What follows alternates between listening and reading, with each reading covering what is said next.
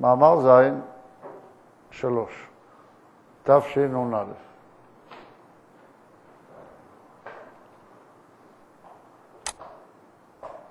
וזהו,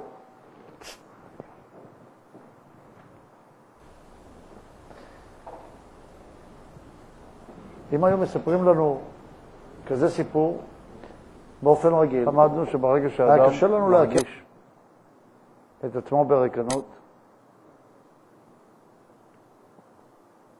מה זה ריקנות? אין לו תורה, אין לו מצוות, אין לו מעשים טובים, מה הוא יכול לעשות? לא נותרת לו ברירה אלא לבקש מהשם יתברך שיציל אותו ויושיע אותו. שיעיר לו שיש בכוחו להשיג גדלות ורוממות השם, למעלה מהדעת.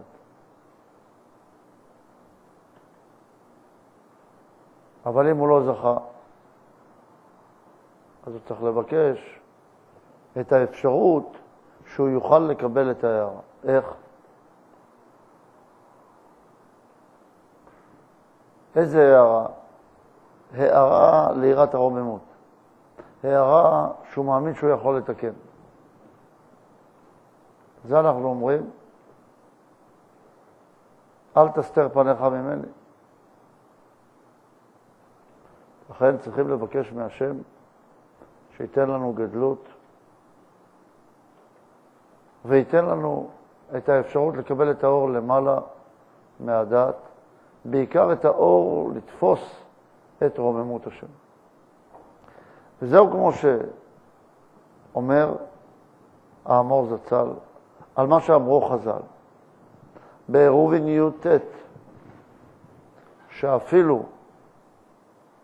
הריקנין שבך מלאין מצוות כרימון. ואמר,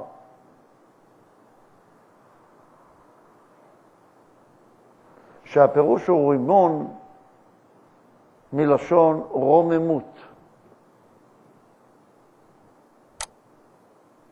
שהיא בחינת למעלה מהדעת. לכן יהיה הפירוש שהריקנין שבכלל מלאים מצוות, ושיעור המילוי הוא כפי שהוא יכול ללכת למעלה מהדעת, שזה נקרא רוממות.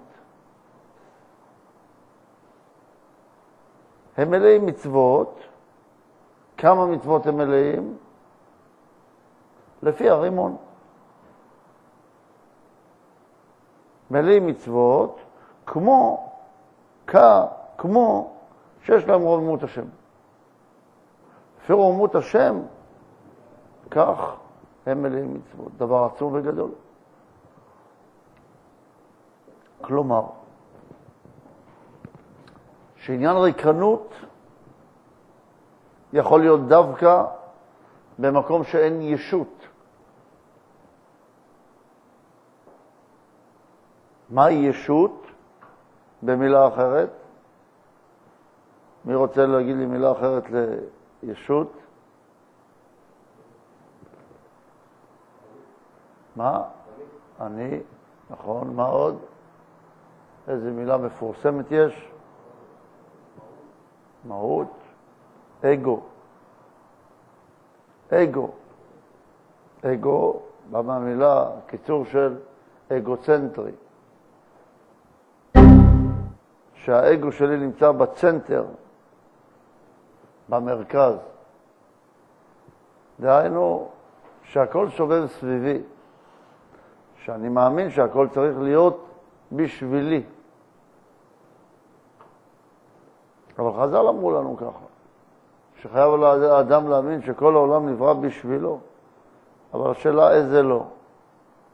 לא בשבילו האגוצנטרי, אתה חייב להאמין ככה. למה אני צריך להאמין ככה? אני מרגיש ככה דווקא. איזה אמונה. אני מרגיש שאני רוצה שכל העולם יפעל בשבילי. אז מה הבעיה? למה צריך אמונה בשביל זה למעלה מהדעת? אני צריך להאמין שהוא נברא בשביל האני שלי שרוצה לפעול בהשפעה. אומר לנו אם כך, שריקנות יכול להיות דווקא במקום שאין ישות.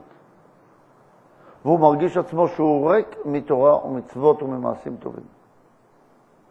שזה נמשך בזמן שהאדם רוצה לעבוד לשם שמיים ולא לתועלת עצמו. דהיינו שיש לו התבטלות. אז כל מה שהוא עושה, הוא רואה שאין שם שום דבר לתועלת הבורא. אלא רואה שהאמת שהוא פועל הכל לתועלת עצמו.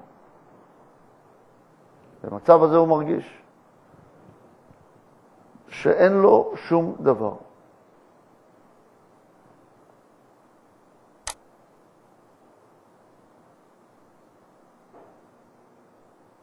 אלא שהוא ריק מכל. וזה המקום הריק, הוא יכול למלות רק עם רימון. גם הסינים אומרים כך. לכאורה, מה הם אומרים? שהמקום שבו אתה יכול לקבל את האור, אם אתה מגיע לריקנות. אבל אנחנו רואים קצת שונה. המקום שאתה מרגיש ריק לגמרי, אתה יכול לקבל רוממות השם.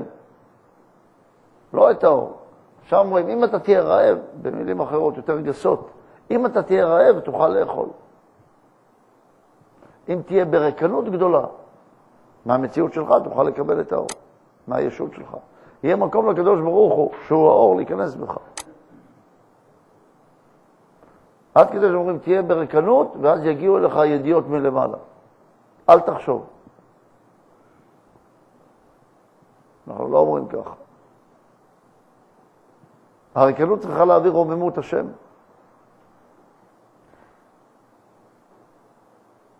העינויים הוא ילך למעלה מהדעת, שנקרא רוממות השם, היינו שיבקש מהשם, שייתן לו כוח להאמין למעלה מהדעת בגדלות השם. כלומר זה שהוא רוצה רוממות השם, אין הכוונה שהוא אומר שאם אתה תיתן לי להשיג רוממות וגדלות השם, אז אני מוכן לעבוד.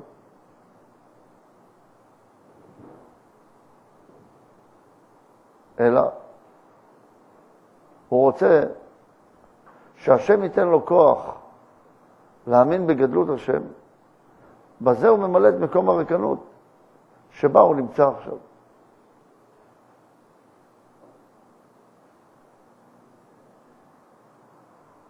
אבל אם הוא שמח מעניינים אחרים של העולם הזה, אם הוא מרגיש מלא וטוב לו, סך הכל בסדר אצלו. יש לו עבודה, יש לו טלוויזיה, יש לו 2 ילדים וכלבלב. אז הכל נראה בסדר. אז הנה הוא נמצא במצב של דומם כזה, בשביל מה הוא צריך רוממות השם?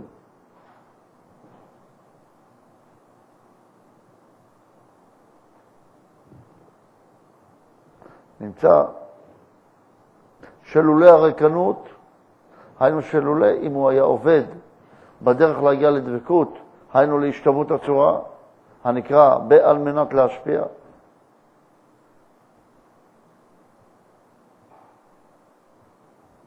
לא היה מגיע לרוממות השם.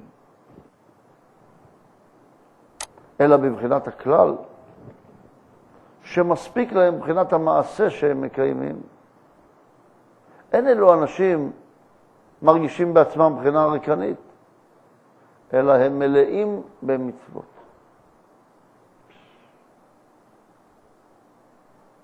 מי זה הכלל? הכלל זה אלו של עובדים רק בבחינת המעשה. שמה שמעניין אותם זה שהם יעשו את המעשים. אז אם הם עושים את המעשים, הם מלאים במצוות. וכשהם באים לבדוק את עצמם, האם אני ריק או מלא, הם רואים שהם סך הכל בסדר גמור.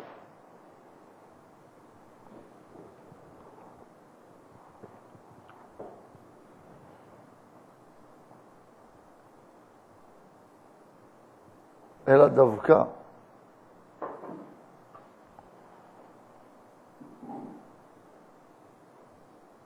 אלו שרוצים ללכת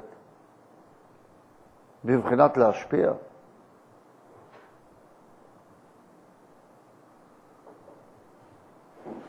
הם מרגישים את הריקנות שבהם.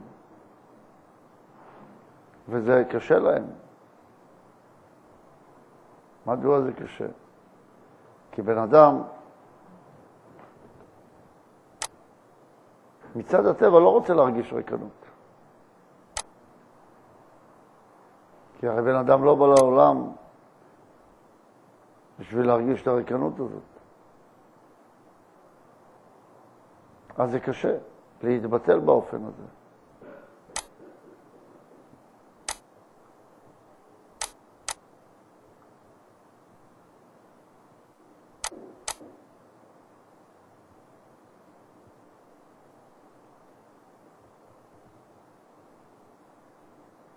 אבל מי שרוצה ללכת בדרך השם, רוצה להרגיש את גדלות השם.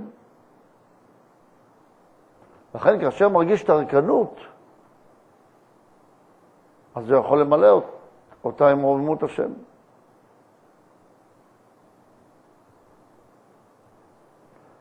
וזה נקרא מלאים מצוות, כמה כשיעור שהם מבקשים שהשם ייתן להם כוח, שיוכלו ללכת למעלה מהדעת, שזה נקרא רוממות. היינו שהם מבקשים שהשם ייתן להם כוח ברוממות של למעלה מהדעת, בגדלות וחשיבות השם. ולא רוצים שהשם ייתן להם זה להשיג, היות שהם רוצים להכניע את עצמם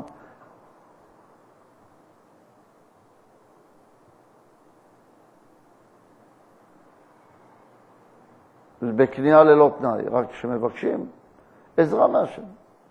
בשיעור זה הם יכולים למלות את המקום של ריקנות עם מצוות, וזהו מלאים מצוות כרימון.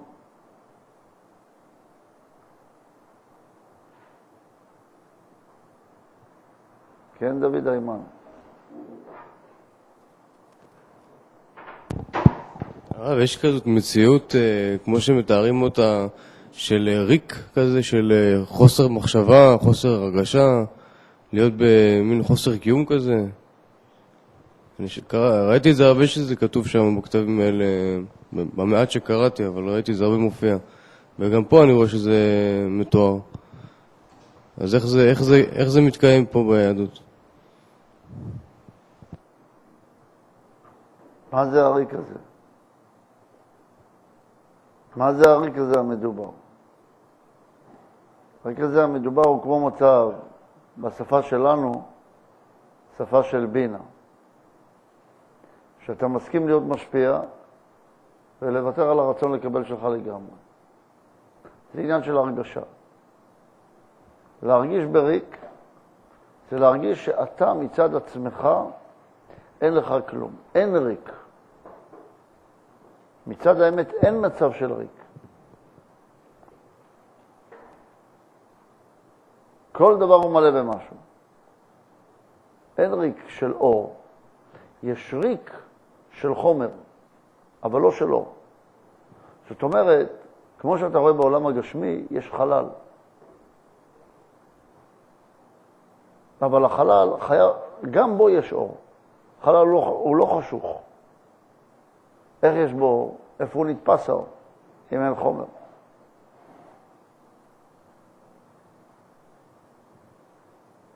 היות והוא חסר חומר, דווקא בחלל יש את האור, ולא בחומר.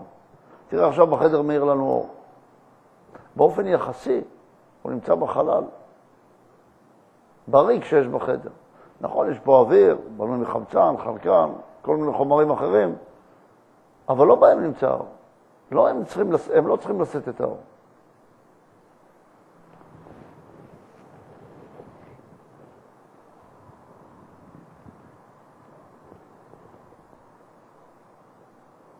לכן צריכים לראות שמבחינה נפשית החלל הזה זה ויתור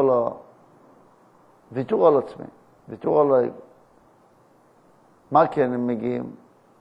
מה שהם כותבים שם בספרים שלהם. הם מתארים מצבים שבו הם מגיעים לריק מצד התפיסה החושית. דהיינו כל השכל. העובד על פי המחשבה הנתפסת בחמשת החושים, וזה הם יכולים להגיע לאיזשהו ריק. אבל אין דבר כזה שלא עובד. ברגע שהמערכות מפסיקות לעבוד, הפנימיות, אין אדם. רק מצד ההרגשה, ברגע שאתה לא רוצה לקבל בכלל, זה ריק. והתארת על הישות שלך. אם אתה לא רוצה לקבל, אתה גם לא חושב. מה זה לא לחשוב? לא לחשוב מצד עצמך.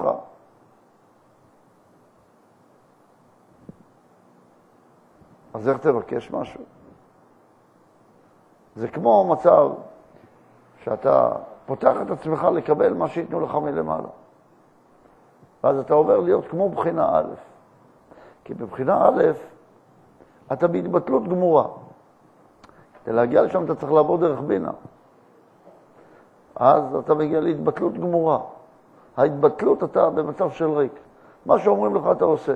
לאן שמובילים אותך אתה מובל. המצב של הריק הזה זה המצב שבו אתה יכול לקבל רוממות השם. כי בלי ההתבטלות הזאת אי אפשר לקבל רוממות השם. לעומת זאת מהריק הזה אתה יכול לעבור לבחינת ד' עוד פעם, מהאלף. למה? כי כל כך חסר לך שאתה צריך לקבל משהו. עכשיו השאלה, פה הבדלה, מה אתה רוצה לקבל? אם השאיפה שלך לרוממות השם, אם כל השאיפה שלך עבודת השם, אז בריק הזה אתה הולך לקבל את רוממות השם. אם השאיפה שלך לקבל לעצמך, אז מהריק הקיומי הזה, זה כמו דיכאון. אתה לא עושה כלום עם עצמך. אז אתה הולך לקבל רצון לקבל. אתה הולך לקבל את כל התאוות שלך. לכן זה מצב מסוכן ההתבטלות הזאת. זה יכול להביא אותך למצב כמו במערב, כמו במלכות. יכול להביא אותך למצב כמו הבינה, אני רק רוצה להשפיע נחת רוח לבורא.